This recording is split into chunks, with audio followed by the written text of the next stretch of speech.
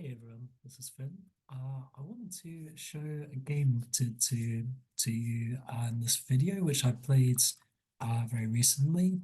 The game was played at my chess club in Southampton, and the competition was the club's annual knockout tournament. So there's a sort of annual league at the club, and then there's this knockout tournament where the games are a little bit shorter, so it's about an hour 15 per side for the whole game. And basically, whoever wins goes through, or if it's a draw, then you play a blitz game as a tiebreaker. And then, yeah, you just go on to the next round if you get through. So this was my first game in this tournament, and I was matched up against one of the stronger players at my club, whose ECF rating is around 1900. So I knew that this was going to be a very tough game. But it turned out to be a really interesting game. So let's have a look. So I played d4. He played knight f6. I was actually expecting the King's Indian because I've seen him play that before. But on this occasion, after e6, knight c3, bishop b4, we get into a Nimzo. I play f3, which is what I always do against this. And then he chooses the move d5 here. Now, I was kind of happy to see this, although d5 is an absolutely fine move for black. But the thing about this move is that white very, very often in the resulting middle games gets a kingside attack against black's king. So essentially, white's plan is ideally to play e4 at some point, but sometimes we start with like e3, bishop d3, knight e2. Often this bishop on d3 will be pointing the king side. This bishop can be useful. We might go knight e2 to g3 to e4, maybe f5 in some situations. And basically with good central control and the bishop pair, white often has pretty good attacking chances in this kind of middle game. Now, the trade-off for that is that after a3, main move, bishop takes c3, b takes c3. It's true that white's structure on the queen side is going to be weak. So what we see in this game is a bit of a duel of ideas. So I'm trying to attack on the king side, and my opponent is trying to do something on the queen side to exploit these slightly weak pawns that I have. So it's a trade-off, and black gets some play for sure, as we'll see. But I tend to prefer white in these kind of positions. I think white's attacking opportunities are easier to understand. Okay, so my opponent castled here. There are other moves, but yeah, this is normal. I play e3. I think actually c takes d5 immediately is also, it's probably the main line. It ends up not making any difference in this particular case because after e3, my opponent did not play d takes c4, which would slightly disrupt my plans of putting the bishop on d3. D3 is really the square that it wants to go, so I'm not exactly thrilled to play bishop takes c4 if my opponent had forced that. But in any case, my opponent played b6 in this position. And b6 is actually a very logical move. And the reason is essentially, I think my opponent understands that if I keep this bishop on d3, it is going to be a very useful attacking minor piece. It's probably going to be my best minor piece. And so the main idea of the move b6, I believe, is to prepare bishop a6 and basically to prepare this trade of bishops. Because either I'm going to take on d5, in which case bishop a6 is really going to allow the bishop trade, or I don't play c takes d5, in which case black is going to get quite a lot of pressure on the c4 pawn, and eventually, basically, the bishop trades is possible for black to arrange, no matter whether I take on d5 or not. So this move makes sense, and I was slightly concerned actually at this point because I felt given that the bishop trade seems inevitable, I was wondering, will I really have attacking chances against black's king? And if I don't have any attacking chances, then I've just got this slightly poor structure. Black structure looks fine. So, isn't black just going to be slightly better already? That was my concern. But I thought that there's not too much I can do about it. We'll just have to see, right? So I play c takes d5. My opponent plays e takes d5. I mean, knight takes d5 probably is a bit of a dubious move because it's basically going to allow me to play e4 with tempo at some point, possibly even immediately, because it's not clear that black sort of has time to sack this, has time to take this pawn. So for example, now after if this happens, then there's this pin on the knight, which is quite annoying. So I'm not entirely sure about this, but it looks a bit risky and dubious for black. I think this sort of thing is sometimes possible. And the trouble is that this knight is pinned, right? So the knight on c3 is pinned. So yeah, I don't think black is really best advised to try and grab that pawn. So the move e takes d5, which black played in the game in this position, makes a lot of sense because black is basically trying to clamp down on the e4 square, making sure that I do not dominate the center too much. Okay, so bishop d3 fits with our plan and our development scheme, and bishop a6. So at this point, I was wondering whether to take on a6. But now, of course, doing this does put black's knight on a slightly weird square. And I was even thinking, well, now there might be a move like queen a4, just, seemingly gaining a bit of time against the knight. But then I thought, well, hang on, black can play queen c8, and this also supports c5, and the knight is supporting c5 as well here. c5 is a move that's helpful for black as it helps to challenge white's center. So for this reason, I wasn't super keen to go for this. I didn't think this was worthwhile. So, okay, I mean, if I had played bishop takes a6, I don't have to follow up with queen a4. I could do something else like knight e2. But then I just felt, black's knight's not so bad here, and I've kind of helped them to develop.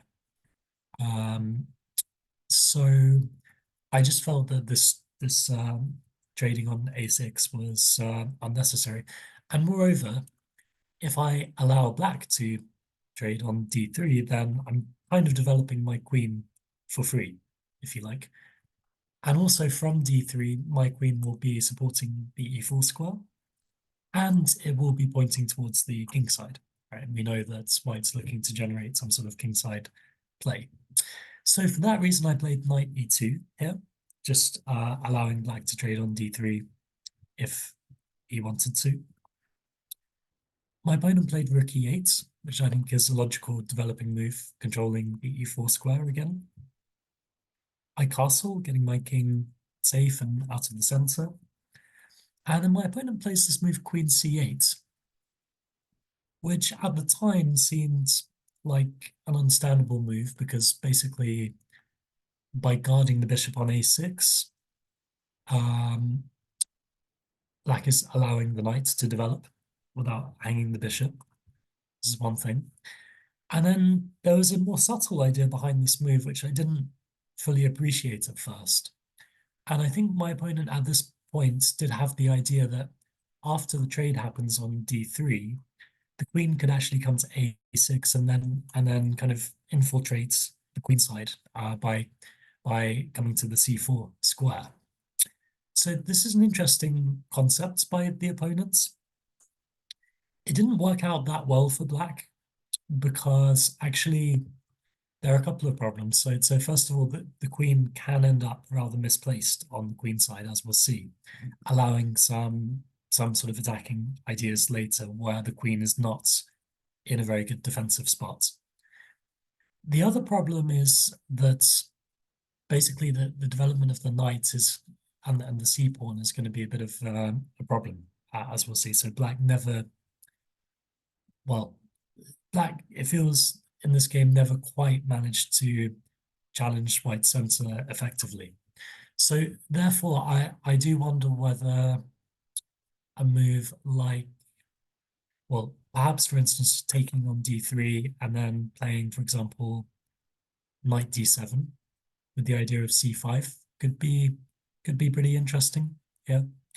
And this way, I feel like black develops a bit faster, and the move c5 will potentially allow the queen side to open up, which I think it's in black's interest to create a distraction from the queen side, from the king side, rather. So for this reason, I actually feel like queen c8 was an inaccuracy. Probably not a major one, but still, it made black's position a bit harder to play. Okay, so knight g3 is my next move. I'm just trying to support the e4 break, which is going to, for one thing, it's going to liberate this bishop. It's just going to expand my center, my control of the center, and open up some attacking possibilities on the king side. So, for example, if I achieve e4 and black takes and I take, I have the f file, semi-open f file for the rook. You can imagine there could be positions where even an exchange sacrifice on f6 could be an interesting attacking idea. So, okay, that's the idea behind knight g3. I need to try and play e4. At this point, my opponent took on d3, which I think is logical because after knight g3, I am actually potentially threatening bishop f5, and with tempo on the queen. And if I can avoid the bishop exchange, I'll be happy because it's one extra attacker for me in my kingside plan. So he takes on d3. I play queen takes d3. And now I'm basically going to be ready to play e4 on the next move, no matter what. Well, I say that. Actually, black plays queen a6 here, going for this plan of coming to c4. And, okay, so I can't play e4 here, obviously, because my queen is hanging. So first I have to play queen c2. And now my point is e4 is coming on the next move, no matter what. Okay, so obviously I don't really want the queen trade here because, as discussed previously, white has the worst structure. There's the isolated a pawn, backward c pawn. So maybe endgames are tolerable for white, but it's definitely not what we want. So queen c2, knight c6 is played, just a developing move.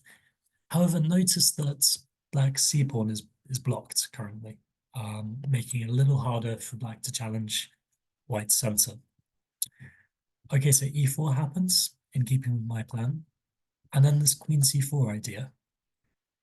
So I noticed actually now one of the points of the move knight c6 is that black is now threatening knight takes d4 using the pin against my queen on c2. So now I started to understand the point of black's play, if you like. So obviously I need to do something about that threat, because if I just allow this knight takes d4, my center will be crumbling and I will just have a miserable position. Black will have a nice centralized knight. So I can't really allow this. So I played bishop e3, a developing move which guards d4. My opponent now played this move, rook e6. And okay, just to explain the idea behind this move, I mean, let's just notice that the bishop on e3, while it's doing a very useful defensive job, it's also a loose piece. It's not defended by anything. And this means that right now my e-pawn is pinned, basically, which also takes the sting out of the move e5. Because the thing is, if I play e5 in this position, I'm not even really threatening e takes f6 because I think black would be very happy to just take my bishop on e3, and then their rook will be attacking this weakness, and d4 is going to be loose again. So this would be a problem. The other concept behind rook e6, I think, is that black is basically trying to intensify the pressure on e4. Okay, so if I don't do anything, then rook a to e8 can be played, and all of a sudden there is huge pressure on e4. And I still can't really do this e5 move in an effective way because the bishop on e3 is still hanging, right? So black is preparing to intensify pressure on my center. And for that reason, I played the move bishop f2 here. It's a simple move which simply says, well, now the e-pawn is not pinned anymore. So black needs to be a little careful, like, will e takes d5 be possible at some point? Will e5 be possible at some point? Really, e5 is the move that I would like to get in here because it kind of opens up pressure against the king side a bit more. It comes with tempo against this knight. It actually removes the knight from its defensive outpost on f6, or defensive post, not outpost. And also getting in e5 potentially opens up ideas of f4, f5 with a very strong sort of central pawn storm, which can put black's king in some trouble. Okay, so that's the idea of bishop f2. My opponent played this move knight a5. It's a logical move because, okay, first of all, it could be nice for the knight to come to the c4 square. Secondly, I think black is interested in playing c5, potentially. I think one other point of the move is that actually black seemed to be interested in this idea of rook c6. And maybe he saw this before he played rook e6 as well, that maybe this is an option. Because basically, I think he wants to target my weak pawn on the queen side on c3. And if he can force me to kind of passively defend that pawn, well, black should gain some time or possibly get some sort of winning attack on the queen side. So that I think is the concept of black's play. Now here I realized that black had these ideas in mind. So I mean I started with e5, just getting in this break, chasing the knight away with tempo, and preparing some ideas of f4, f5. Again, it looks like a lot of this is going to come with tempo, right? Because black's rook on e6, maybe it's a little awkward on this square because any f5 is going to come with tempo, potentially. Okay, so black is kind of forced to play knight d7. And now I'm a little worried about the rook c6 idea, so I decide, let's stop that with the move knight f5. So tactically speaking, the simple point is that rook c6 is now answered by knight e7 check, and we have a fork. So rook c6 immediately is not really possible. I mean, it's possible. What is possible maybe is for black to play g6, but in this case, I just thought that I wasn't sure that black wanted to allow this kind of thing where, you know, this knight is sort of quite aggressively placed and the king looks slightly weak. Maybe this is okay. I don't think it's a disaster for black, but it also doesn't seem that pleasant. Um, okay, so instead of that, my opponent played rook a e8. This cuts out the threat of knight e7 check.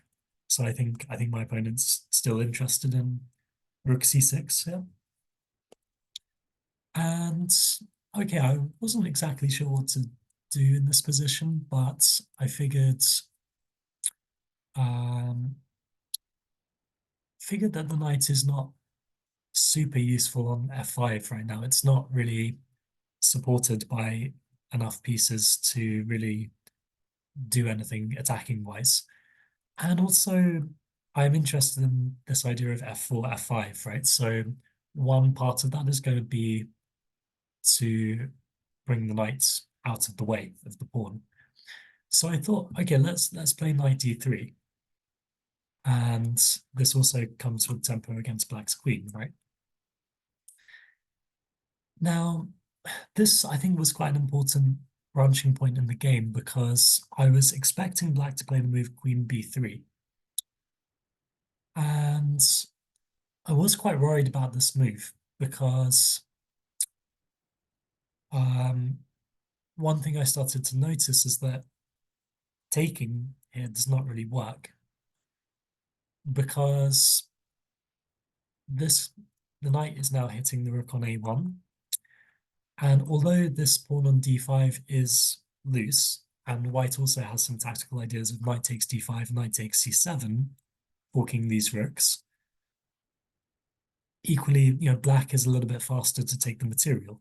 So if I play knight takes d5 in this position, black can play knight takes a1. And if I play knight takes c7, black, I think, can just retreat the knights. Okay, I'll take one of the rooks. And now what? So we have 2 pawns for a piece, right? But black can easily bring this knight back and safe. And yeah, white maybe has some compensation, but I feel like black is definitely better here. So this line didn't seem to work.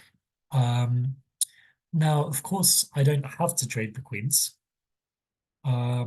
So there are other possibilities, but just another line here is if I do take, I was initially thinking, well, maybe I can just kick the knight away with rook b1 and then take on d5. But unfortunately, this doesn't work either because after rook b1, there's knight d2 with a fork again.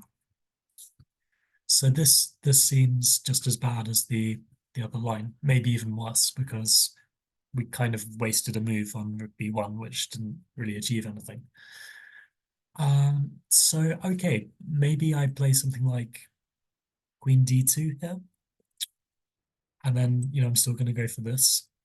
It's just, well, the queen is kind of attacking a3, so whenever I move my rook, I'm possibly losing a pawn, and maybe black gets some queenside play, right? So this seemed to me to be the best way for black to respond, this queen b3 idea. Instead of that, my opponent played queen c6. And I think this might have been slightly inaccurate because now I go f4 and my attack just seems to be coming rather fast on the king side now. So can black defend? Can black do anything to prevent this nasty looking plan of f5, maybe f6 is going to be played? He tried knight c4, and I realized that I might as well throw in the move f5 here because even if he takes on e3, I can then just play bishop takes, and yeah, this has got to be fine. I'm not too unhappy about this trade of knights, but there's also well, okay, I mean maybe there's some crazy ideas of taking here, but actually it's probably not wise because the queen is hanging on c2. So I think I would just play bishop takes e3 here and just continue. Um,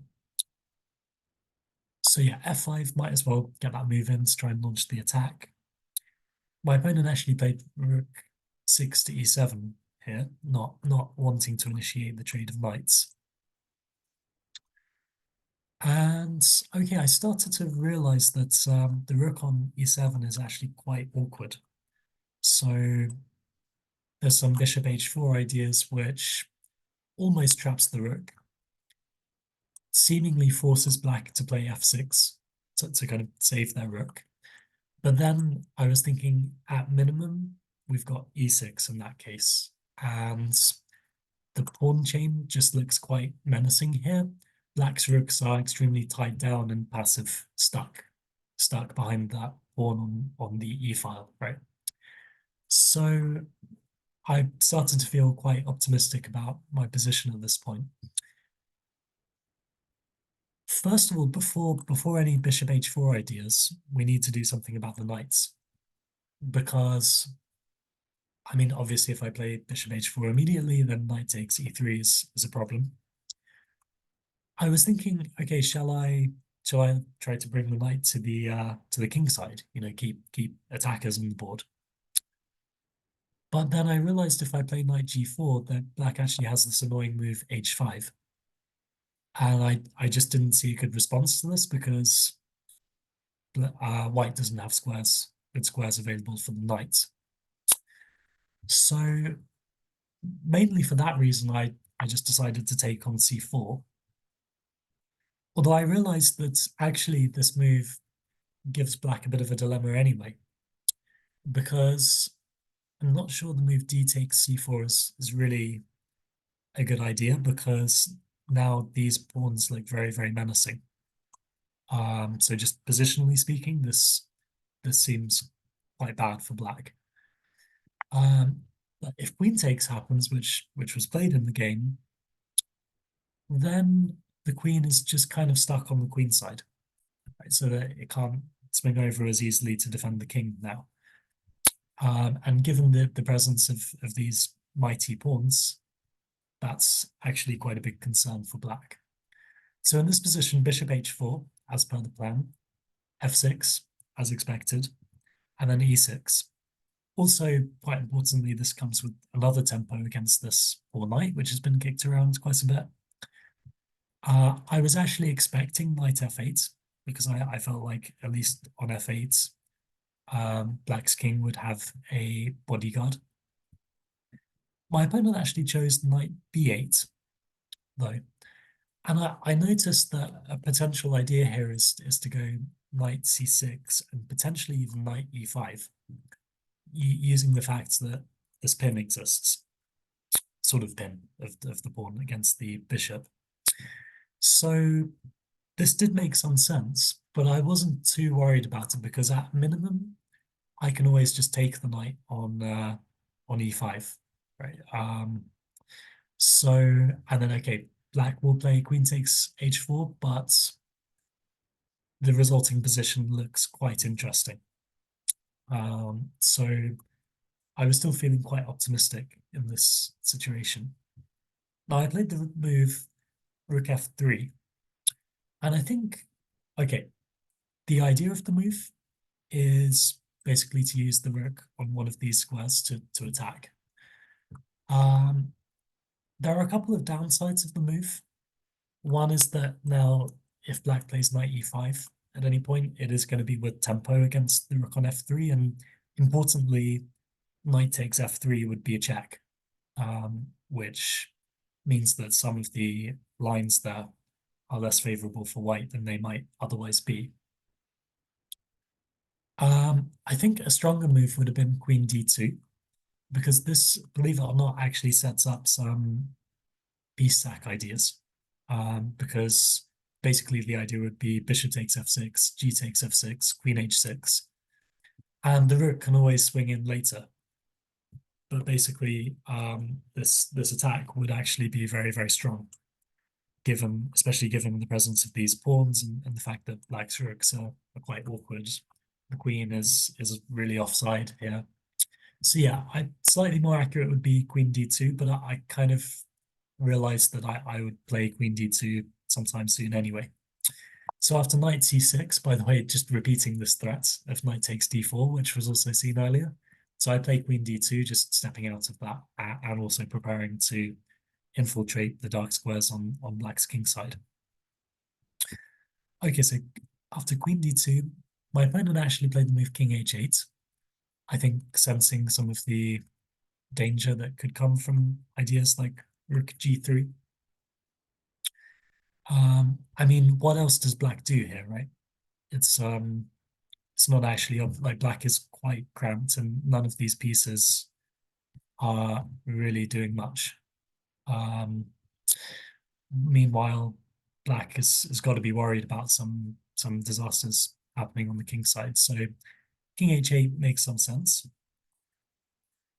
I decided to play rook e1, just sort of developing my last piece. I wanted to solidify my pawns here.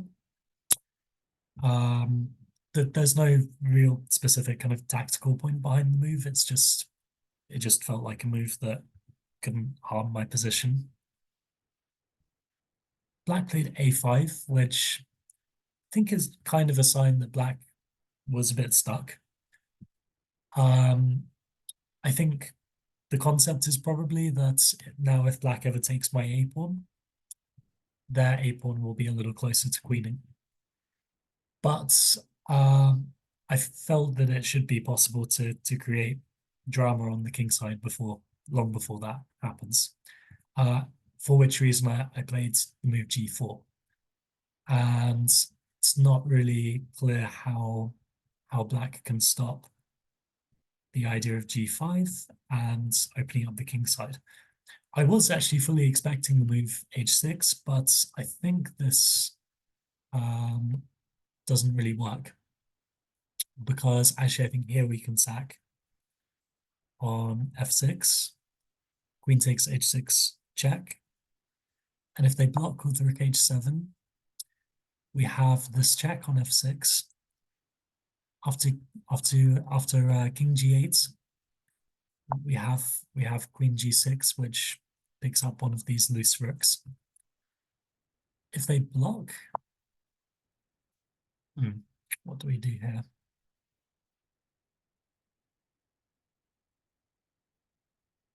Oh, so here we've got rook h3, which looks really strong.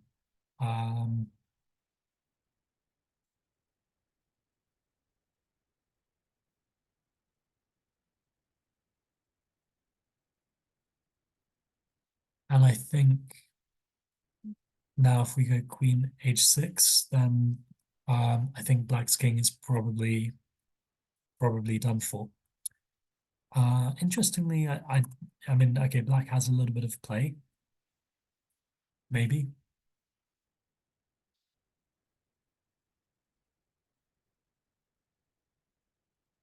But I don't think it's enough. I think black's king is the one that's really imperiled here. You can see right in this position how massively out of play black's queen is actually. So it's a real problem for black in these kind of variations. So I think just to go back, this is why after g4, I think my opponent didn't want to play h6 because they were scared about this line. I think understandably so. Even though white is sacked to piece, like black's king is really, really weak here. Probably getting mated. So g4, my opponent played rook f8, trying to ensure that in case of any sacrifices on f6, they can recapture with a piece instead of this g pawn. But now this allows g5, and the king side is being broken up in a way that's very favorable for white here. At this point, I think kind of partly out of desperation, my opponent tried this knight e5 tactical idea. And my thinking was, well, obviously I don't want to allow knight takes f3 check. So to me, it was pretty clear that I needed to take the knight. And after queen takes h4 forced, it just felt like there's kind of so much pressure on black in this position with these advanced pawns and threatening to open up black's king position. I felt this should be winning for white. And I think it is. Because okay, another thing to notice here is that the pawn on d5 is loose. So we just need to take care that we don't blunder this. But basically, I figured that after after white does something here, there's going to be a lot of pressure on d5. There's going to be a lot of pressure on f6. So it feels like black has too many threats to handle. So this is why I was quite happy to go for to allow this line with knight e5 and then playing d takes e5. The computer points out an interesting idea of rook g3 in this position, just kind of keeping the bishop to add even more pressure on black. So maybe this is even stronger. And you know, now black's knight is still hanging. I guess I just didn't see this line first of all during the game, and I felt it was a little bit risky to allow black's knight to live because it seems quite well placed. But maybe the reality is that it's not well placed at all. Maybe it's just a liability. Anyway, d takes e5 was played, queen takes h4, obviously, and now I played rook g3, which I thought was a good move. The concept is that the rook on e1 is no longer hanging. We're threatening queen takes d5, and we're also threatening to take twice on f6, opening up the g file and routes to black's king. So I didn't really see a way for black to deal with all these threats. Now it turns out that I think the most resilient defense for black would be to take with the pawn on g5.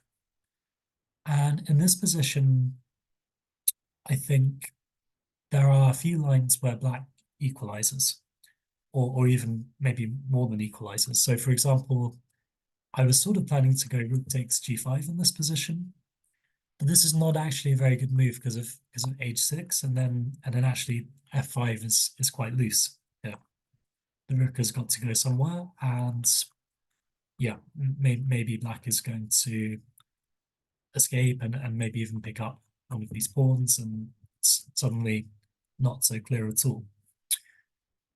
But the other idea I had in this position would be to play queen takes d5. And to me, this looked quite strong because now there is no rook takes f5 because this is met with, well, mate actually, on the back rank. And yeah, it feels like these pawns are just super strong. It's not easy though. It's not very easy to convert this. So maybe this would have been the most resilient way for black. Instead of f takes g5, my opponent actually played queen c4. And I understand this move because my opponent wants to hold d5, right? That's kind of the main concept. But this allows me to open up the king side. Okay, so I play g takes f6. My opponent recaptures, g takes f6. I mean,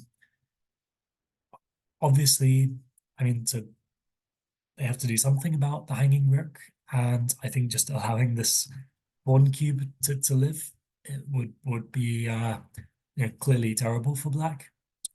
So g takes f6, g takes f6, e takes f6, and now once I envisage this position, which I kind of envisaged after queen c4, I realized that in this position, the move rook takes f6 is not really possible because of queen g5. And we're threatening two checkmates, one on, wait, so we're threatening mate on g8, and we're also attacking the rook, and we're kind of skewering the rook on e7 as well. So if rook f8 is played to defend the mate, we just pick up this rook for free. So this is like completely winning for white. So actually, black can't even immediately recapture this pawn Plus queen g5 looks like a huge threat, basically no matter what. So, I realized that this queen c4 move just concretely does not really work. So g takes f6, g takes, e takes. And I did see this idea coming, and it's definitely the most resilient idea. So queen c5 check. The point is not really to attack white king because there is no attack. The point is to defend the rook on e7. Okay, so this means that after I move the king out of the way and black plays rook takes f6, trying to deal with the pawn issue, queen g5 with this attacking idea, well, now rook f8 is a possible move because the rook on e7 does not hang. Or should we say, does not hang immediately. Because the trouble for black is in this position, we have to move f6. And now, the rook is completely stuck, but it also needs to defend the g7 square, where we're now threatening mate. So I saw this from a fair distance away, and I realized this should be completely winning. Credit to my opponent because he found the most resilient defense, I think, and he tried this kind of trick with queen f2. And when I realized that this move was possible, I, for a moment, was getting a little worried because it appears that black is double attacking the rook on e1 and the pawn on f6, right? And of course, if black can eliminate the pawn on f6, then their problems are at least partially solved, maybe even fully solved. Because then, their rook is still defending g7. Maybe they can think about one day bringing a rook to the g file to contest my pieces.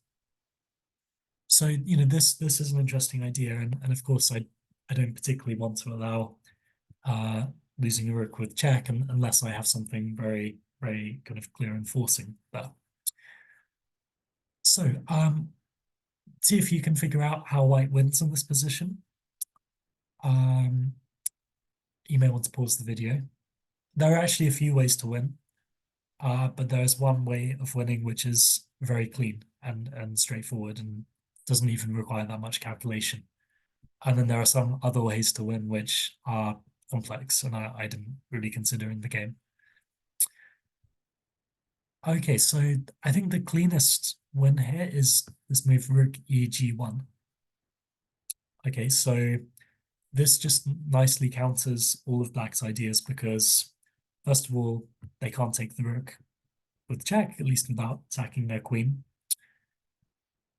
Secondly, they cannot take on f6 anymore. And that's because taking on f6 just leads to them getting mated because, let's say queen takes f6, well, either we can just take the queen and then mate them on g8 with the rook, or we can even play queen g8, rook takes g8, rook takes g8 will be mate. Okay, so this is the clean win, right? Because black has nothing to do here. They have to move this rook. They have to defend these mating threats. It's just you can't hold everything.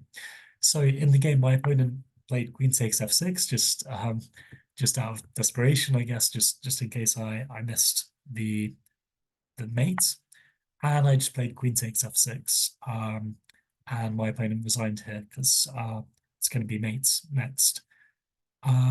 So yeah, I mean, momentarily I was a little worried by this queen f2 kind of trick in this position, but fortunately, even without much time left on my clock, it was not too difficult to figure out this rook eg1, nice little kind of finisher move.